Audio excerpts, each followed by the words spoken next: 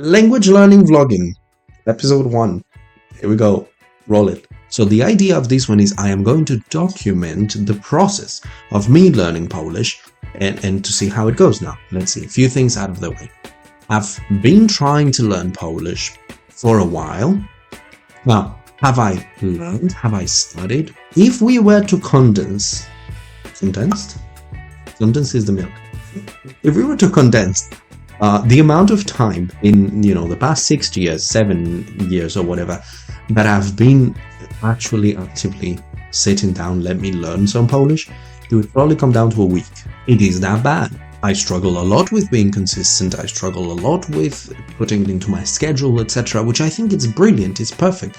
That's actually one of the things that drives me about wanting to share this experience with you, with this channel, because my idea with this channel is people who want to learn a language at home, who don't have the time, the resources, or are not in the environment of a day-to-day learning possibility. A lot of what I talk about, it comes from my experience as a teacher, it comes from my experience teaching English, teaching Spanish, teaching Chinese, but as well, I wanted to come from a place of a student's perspective of, hey, I'm out here trying to learn a language myself, here is how it's going, this is how it's going. Not great. But we're not giving up. So my friend's idea was, hey, why don't you vlog it? I don't know, my friends. I don't know what this is.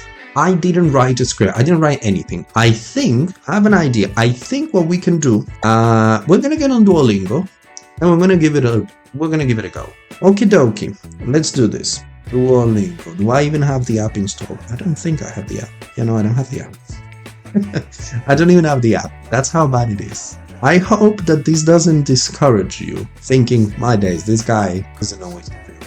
But rather the opposite. If me, in this dire situation, in this clearly terrible struggling to put myself together and learn Polish situation, if I've managed to learn to speak English, to learn Chinese of all languages, my friends, it's doable. We can all do it. It can be done. There was a time when I used to dream of being able to speak English. Like, we're talking about, I would dream of being able to introduce myself in English. That was a dream at some point in my life.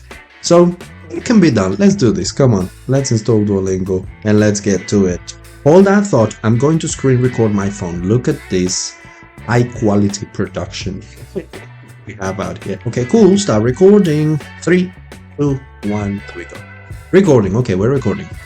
Hey, so good to see you again. Haven't seen you for a while. Let's get back to learning Polish. Hold on, I want to make sure that it's the same account and I didn't accidentally open a second account or something like that, Polish, Latin, Chinese, French. Yes, this is the account. This is the account of an overachieving, unrealistic person. Okay, start. Pause refresher, lesson 1 of 3.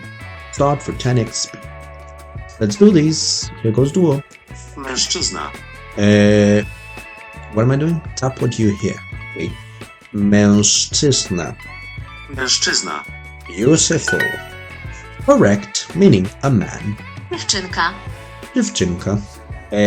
A woman, I believe. Whoopsie daisies. It was a girl. Dziewczynka je. Dziewczynka. Je. The girl is eating. The girl is eating. Interesting conjugation here.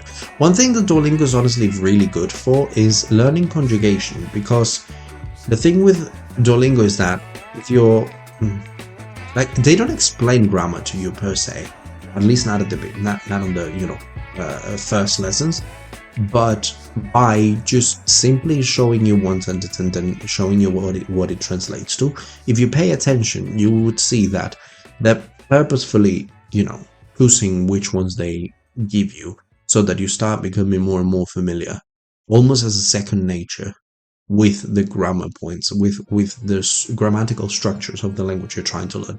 That's something that's why a lot of people always joke of the sentences you learn in Duolingo are so random. They are, but that's the reason is because they're not trying to teach you sentences per se that you can just go and repeat and use. Like some of them, yes, but a lot of them, not really. They're just silly sentences. And so people wonder, well, why? What's the point? Why am I learning how to say these silly things that I can't even use? Well, because they're trying to make sure that you don't just learn to repeat full phrases that you can just, memorize and then just go and regurgitate back.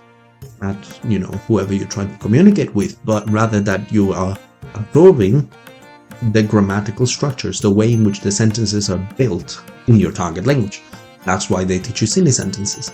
From my perspective as a teacher, that's kind of like why, because that's also why I sometimes teach sentences to students that make no sense, or like when I teach little children and they make silly sentences, sometimes their parents look at me like, why are you letting them? Like, why do you go along with this? Because I don't care if they're talking about a flying car or a flying pig, because what I'm trying to do is to see whether or not they understand how to build sentences.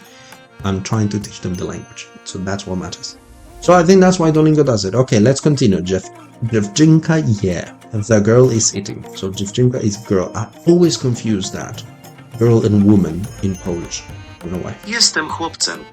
Jestem chłopcem. So jestem, I believe, is plural. So yes is to be. Jestem is plural. Is it plural? It can't be because there is no option here for they are. So it has to be I am. So jestem, ja jestem, I am. Now, so it's the first person singular. Okay. I am chłopcem. Boy? Oh. Yes, a boy. Kobieta je jabłko. Kobieta? Kobieta Je. je Jabłko. jabłko. Very good. This is a woman. A woman is eating an apple. You see, for example, here, look at how different languages can be. I love that. Kobieta je jabłko. 3 words. One means woman, the other one is the verb, and the other one is the object. So woman eats apple. Well, it actually translates to a woman is eating an apple.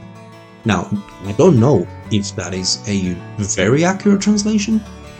Might not be, because, I don't have a guarantee that it is, because obviously I'm not fluent in this language. But either way, it's just fascinating, the fact that apparently it's a present continuous in English, and it's so much simpler, not easier, simpler in Polish. Polish is funny because it's a very difficult language in terms of its grammatical structures, but I think it's for different reasons than the tenses. It's not because of the tenses, it's because of other things, which names I can't remember right now.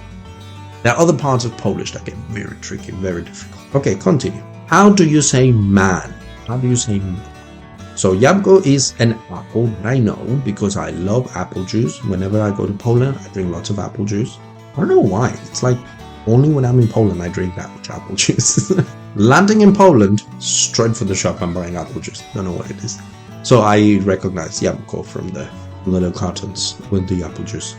Chłopiec, I think, is another form of boy. So męż. Yeah. We did this one. Mężczyzna. Yes, I remember. Mężczyzna. Wait again. Mężczyzna. Mężczyzna. Mężczyzna. And this language. Nicely done. A woman. Oh no, now I'm supposed to type. Oh boy. Hold on. Focus, because I confuse girl and woman. This is a woman. Start with a K. Starts with a K. Come on. Starts with a K. Kobieta. Kobieta? Oh wait, actually, let me change my keyboard to Polish so it helps me a little bit. Kobieta. There we go. I don't know if I need. Nah, let's just stick with that. Kobieta. Okay. Now I don't need an article because, as far as I remember, there are no articles in Polish. Like a woman. It's just a woman. Okay. Good job. Zari, that's 5 in a row. Love it for you. Who's Zari? Is she Zari? What is that? Is Zari a word in Polish? Or is it the name of this other character? I don't know, but thank you. I'm happy to continue. Ja, jest or jestem mężczyzna. Okay, so what I'm trying, this is the verb, so this is subject, verb, object. Ja is me or I, then verb. Jest or jestem. Wait, we did this one. Jestem? Jestem. I think it's jestem for first person singular is jestem. And then mężczyzna, which I want to try to remember. Man. I'm a man. I am a man. There we go. Brilliant. Continue. Translate the word. A girl. Okay, so not kobieta. The other one. Oh boy. Kobieta, woman. Mężczyzna, that's man. Chłopiec. That's a boy. Or chłopcem. Chłopcem is a boy. I was a girl.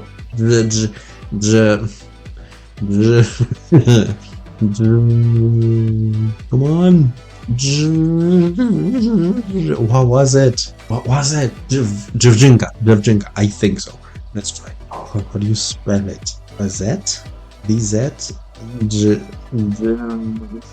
Oh, wait. There we go. You see, that's why I think this keyboard is helping me. Dziewczynę. No. Second option. Dziewczyna.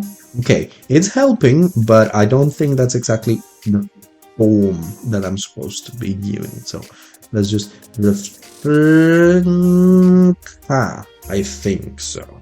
Dziewczynka. I did have a bit of help from the keyboard. I have to accept. I will admit I had a bit of help with the keyboard. Select the missing word. Ona kobietą. Ooh, this one has a different ending over there, which I know it's for a reason. Just don't know the reason. Ona. Well, it's not jestem because jestem is first person singular, and ona means she. So she is a woman. She is a woman. So ona jest kobietą. She's a woman. Let's correct the exercises you missed. Sure. Dziewczynka. Dziewczynka. Oh, of course, yeah. Dziewczynka. A girl. Correct. By the way, the plushies. Have you seen the plushies? I was on Instagram the other day, and I follow Duolingo, and I saw they have plushies of the characters, and I want them. I don't have an office right now. This isn't even my house. I'm not even at my place. I don't even have a place. But as soon as I get a flat again, or as soon as I'm renting again and I get my own flat and I get my own office, because I want to make one of the rooms in my flat an office, I want to have the plushies of Duolingo so I can put them in the background when I make videos. I think it's going to be so cool. Okay, continue. I love the celebratory trumpets of Duolingo. Part is complete. Total XP 15. Committed 11 minutes and 13 seconds. Great. 90% what? Accuracy? Yeah, I guess 90% accuracy. Continue. 1 daily quest complete. Start a streak. Commit to learning Polish. 7-day streak. 7th streak. I don't want to. Why skip? I don't want to. I sound like a traumatized child. I don't want to. No. You'll be 2 times more likely to complete the course. Will I, Duolingo? Will I? I've been doing this for years and it doesn't work. Fine, I'll commit to it, but I ain't gonna have it. Turn on strict reminders. We will notify you if you're in danger of missing your streak. No, I think, look, I'm gonna try to keep the streak, but those notifications of like, you're gonna lose the streak, gives me anxiety. And then I become obsessed with making sure I don't miss the streak because I keep getting the notification that I'm going to miss the streak. And then it all becomes about keeping the streak and not learning the language, and then it just all goes out the window. So, no. Not now, thank you very much, Joel. Not every method out there works for everyone. Streaks, for example, great. They don't work for me. Okay, I think we've done enough for today. Mostly because of this, and this is a bit counterintuitive, yeah? When you're trying to set up a habit, especially a learning habit, you kind of need to trick yourself. Particularly if, like me, you're the kind of person that struggles to stay consistent. When you first get started, you always have this surge of energy, motivation, curiosity, positivity. You all want to learn it all. Go for it. However, if you burn the desire you have to learn, if you burn the whole fuel in one session, then what's going to bring you back? To some people, because they're very diligent, because they're very disciplined, or just because they don't have any difficulty with, or they have difficulties but not as much with consistency, they will just come back and they will do it, and then they'll get back to enjoying it, and it's all good. But for someone like me particularly, and I'm not saying this for every student, for every person out there, I know it's not for everyone, but if you struggle to be consistent, little trick I've learned in my life of struggling my entire life to be consistent, yet I somehow get things done. Like, I mean, of course, maybe I could be doing better if I was consistent, but like, you know, it is what it is. I still get around. I still do what I want with my life. You know, achieve the things that I set out to do is, what was I going to say? Distracted myself. If you start doing something, start it and finish before you feel fully satisfied. You know what I mean? Does that make sense? Like, for example, now I just did a session and you could be like, that was really short. You could go, yeah, I really could. And I kind of want to. But if I keep going now, then tomorrow I'm going to have less motivation to come back to it. Whereas if I stop now, while I still want to keep going, then I'm going to spend all of tonight and tomorrow thinking, can't wait to get back to it. I really want to get back to it. So play with that. Be careful with that. Be mindful of it. Try. Okay, there we go. Thank you very much for watching. LangtechAcademy.com. That's my website, or Langtech Academy on Instagram. That's it, my friends. Have a lovely evening. I'm gonna go and make some dinner, and I'll see you next time.